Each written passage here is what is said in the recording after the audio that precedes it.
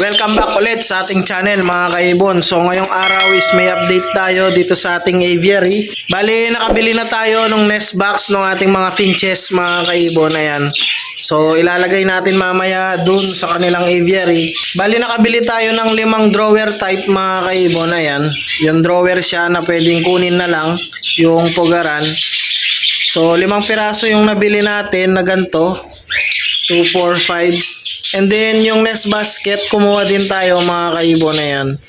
So baka mas gusto nila yung nest basket.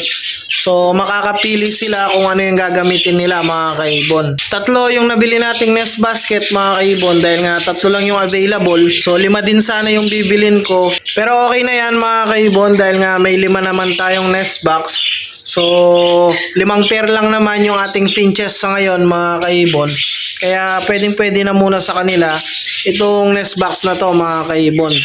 So kung sakali pagka nangitlog na sila medyo dumami na, saka na lang natin dadagdagan yung mga nest box mga kaibon. So drawer type na medyo malapad mga kaibon, ayan o. So yung mga dati kasi is medyo mataas, pero ngayon medyo palapad siya mga kaibon, yung mga bagong design.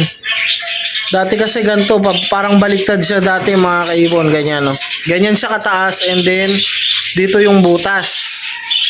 Pero ngayon medyo pahaba. Pahaba sila mga kaibon, pahiga.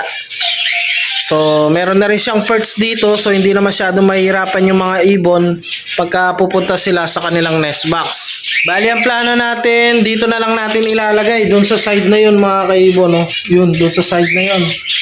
So doon sa taas ng ating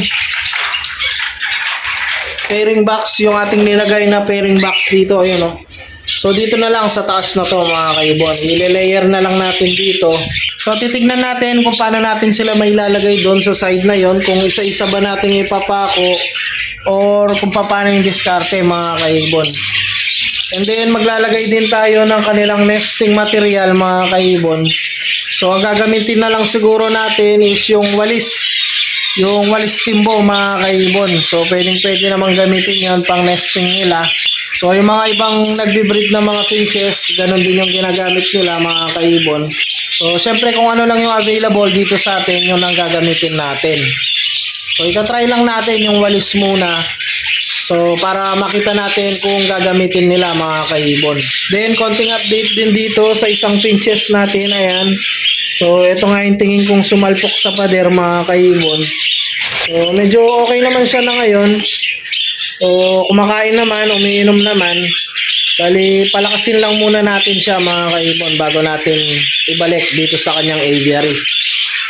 So ayun, bali ayusin ko lang muna yung mga nest box and then pag nailagay na natin, update ko ulit kayo.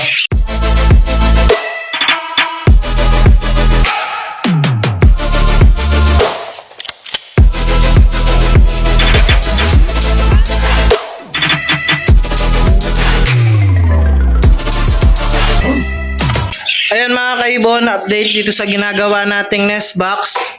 So bali nalagay natin yung 5, bali nilagay natin sa isang kahoy mga kaibon, ayan. So ipinako natin sa isang kahoy para ipapako na lang natin dun sa may dulo dun mga kaibon. So bali 5 nest box and then yung nest basket nilagay natin sa dulo, ayan yung isa. And then isa din dito sa kabila mga kaibon, ayan. So hindi na natin nilagay yung isa. Ito meron tayong extra isa mga kaibon. Dahil nga sakto lang yung haba ng ating kahoy. So update ko kayo ulit mamaya pagka naipako na natin mga kaibon. One eternity later. Ayun mga kaibon, bali na ilagay na natin. Ayan, naisabit na natin. So medyo nahirapan tayo dahil nabasag yung kahoy natin mga kaibon. Ayan o. So hindi na natin napako dyan and then dito nabasag din. Muntik pa natin hindi na ilagay mga kaibon dahil nabasag yung kahoy natin hanggang dyan. Ayan o. Hanggang dun sa dulo. And then buti na lang dito mga kaibon, naipako natin yung gitna. And then naipako natin ng konti yung sa dulo. So medyo matigas na rin naman mga kaibon. Ayan o. So hindi na siguro matatanggal yan dahil nga medyo magaan lang naman yung mga finches. At yung mga ibon natin dito sa aviary, ayan yung ating mga budgie at kakatil. So hindi na siguro matatanggal yan mga kaibon. Bali ilalagay na natin yung mga drawer nila. So isa-isa nating ilagay yung mga drawer. nailagay na natin lahat mga kaibon. Ayan, may kanya-kanyang perch na rin yung tig-isang box mga kaibon. So, yung nest basket nasa gilid and then nandito yung isa mga kaibon. Ayan. So, pipili na lang sila dyan kung saan sila magpupugad dyan mga kaibon. And then, ang gagamitin natin pang nesting nila mga kaibon, ito, ayan. So, kumuha lang tayo ng lumang walis mga kaibon. And then, dito natin ilalagay. So, sila nang bahala dito mga kaibon.